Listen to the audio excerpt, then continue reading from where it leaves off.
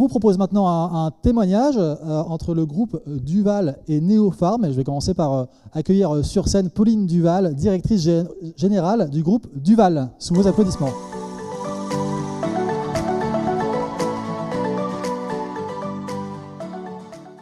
Merci de me recevoir. Oui, donc je suis directrice générale du groupe Duval. Le groupe Duval, c'est un groupe familial qui a été créé par mon père, donc je suis la deuxième génération. Il a été créé il y a 27 ans.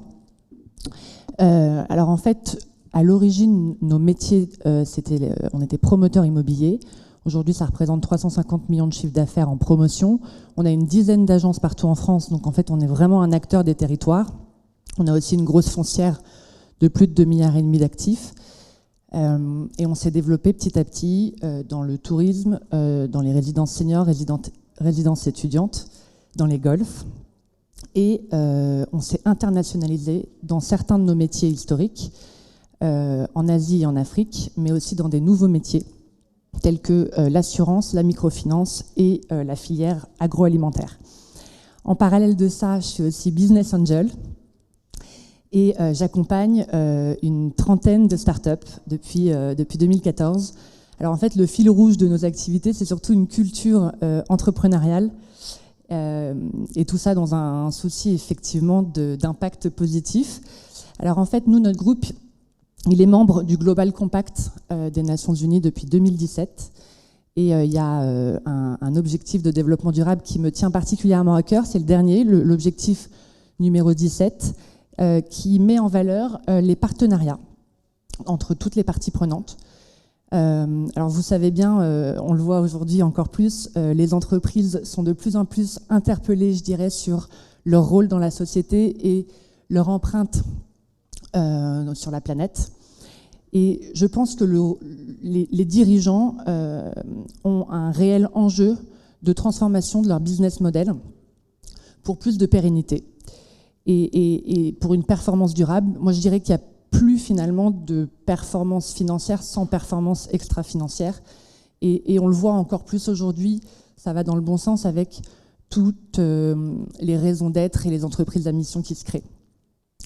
Alors nous, notre groupe familial, je dirais que c'est finalement dans notre ADN depuis toujours, ce sujet-là, parce que je dirais que le modèle du groupe familial, c'est naturellement profilé pour l'impact. Pourquoi ? Parce que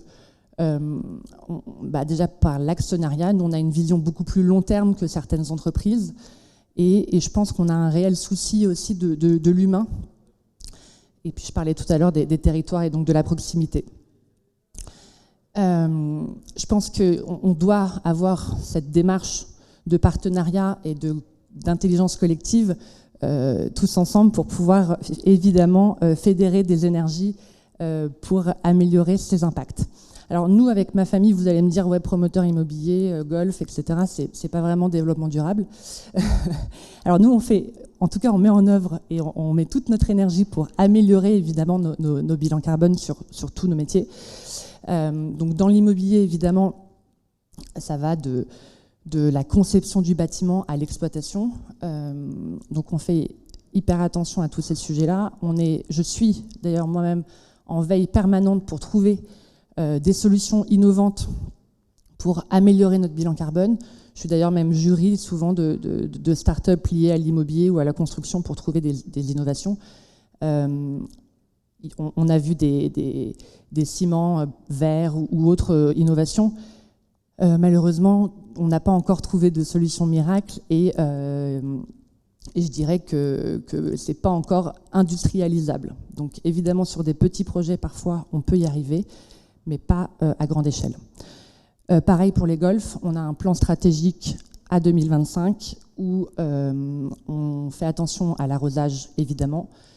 On a une tendance à supprimer totalement les produits phytosanitaires et préserver la biodiversité. Alors, on a mis des ruches, par exemple, sur la plupart de nos golfs, et on met des carpes même dans nos étangs pour prouver et montrer qu'on n'utilise pas de produits chimiques et polluants.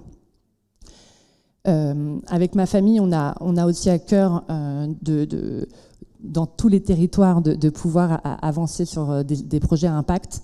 Je pourrais prendre aussi l'exemple de Sao Tomé, c'est un petit pays dans le golfe de Guinée où on a une usine d'huile de coco. C'est une huile qui est certifiée bio et donc c'est du commerce équitable. Et là, notre objectif finalement, c'est pouvoir créer de la valeur localement et créer des emplois. Et dans ce même esprit, finalement, on avait une petite entreprise en Normandie qui allait mal, qui faisait de la conserverie artisanale de poissons, de produits issus de la mer. Et là, on l'a racheté en fait au tribunal de commerce pour pouvoir, pareil, pérenniser finalement ce projet et créer de la valeur locale. Alors, pareil, c'est un énorme engagement que j'ai aussi au niveau des startups et de l'écosystème en France pour pouvoir accompagner, aider à grandir des jeunes entrepreneurs, mais aussi, finalement, on parlait de partenariat, se nourrir mutuellement dans un esprit de cross-mentoring. Et donc, c'est cette passion finalement de la transmission et de l'entrepreneuriat qu'on partage avec ma famille, où on investit de plus en plus dans ce genre de partenariat innovant. Et en l'occurrence, c'est pour ça que je suis très heureuse de vous présenter Olivier de Neopharm, que j'ai la chance d'accompagner depuis... Voilà, vous pouvez l'applaudir. J'ai la chance de l'accompagner depuis quelques temps déjà et il va vous présenter son projet innovant et durable pour l'agriculture de demain. Merci beaucoup. Merci beaucoup, Pauline. Effectivement, en créant Neopharm, notre objectif, c'était de créer un modèle de production maraîchère réellement durable, c'est-à-dire un modèle de production de fruits et légumes qui soit donc bon pour nous, bon pour nos enfants, qui soit à la fois rentable financièrement et rentable écologiquement. Et ce n'est pas si évident parce que la course à l'alimentation très bon marché a poussé beaucoup de producteurs à complètement sacrifier la rentabilité écologique pour essayer de sauver la rentabilité financière. Alors nous, on est convaincus qu'on peut à nouveau allier les deux en osant faire deux choses. Premièrement, en remettant profondément en cause notre modèle de production, nos techniques, et deuxièmement, en investissant massivement dans des nouveaux outils qui permettent de faire des gains de productivité sur des techniques agricoles favorables à l'environnement et qui sont déjà éprouvées. Finalement, cette grosse prise de risque avec la perspective de changer radicalement une filière, c'est une bonne opportunité pour une start-up. Et donc il y a 4 ans, on avait cette vision, beaucoup d'énergie, et le groupe Duval, avec d'autres investisseurs, ont su l'entendre, ont su mesurer à la fois la prise de risque, mais aussi des synergies potentielles à plus ou moins long terme avec des activités du groupe, et ont donc décidé de nous accompagner et d'investir des capitaux dans notre aventure. Concrètement aujourd'hui, donc Neopharm, on propose un modèle de micro-ferme réplicable qui permet d'allier des techniques de production agricole dites agroécologiques et une solution technologique, à la fois logicielle et robotique, qui permet de réduire la pénibilité du travail et de faire des gains de productivité très importants. Et donc nous proposons cette solution à des collectivités locales, à des agriculteurs ou à des entreprises qui disposent de petites surfaces de foncier pour y installer nos micro-fermes et les opérer pour eux. Donc concrètement, pour nos partenaires, une micro-ferme, ça a un impact tangible. Premièrement, vous avez accès à des produits, à des fruits et légumes bio, produits localement ou même ultra localement. Vous implantez des emplois directs sur le territoire, vous restaurez la biodiversité, vous restaurez les sols, vous êtes un puits de carbone et en plus de ça, vous travaillez dans un environnement de travail très agréable. Donc à notre échelle, on essaye de contribuer à utiliser notre énergie, nos idées et nos capitaux pour avoir un impact concret, tangible sur les territoires. Et je dirais qu'avec cet objectif commun, la relation qu'on a avec le groupe Duval, c'est pour moi l'image d'une bonne collaboration, d'un bon partenariat entre un grand groupe et une start-up où le groupe Duval nous apporte son expertise, sa capacité à prendre des risques, son réseau de partenaires. Et nous, en contrepartie, on apporte une solution innovante d'aménagement du territoire et potentiellement un retour financier. Et voilà, je voulais finir en profitant de la tribune pour te remercier, Pauline, pour ta confiance.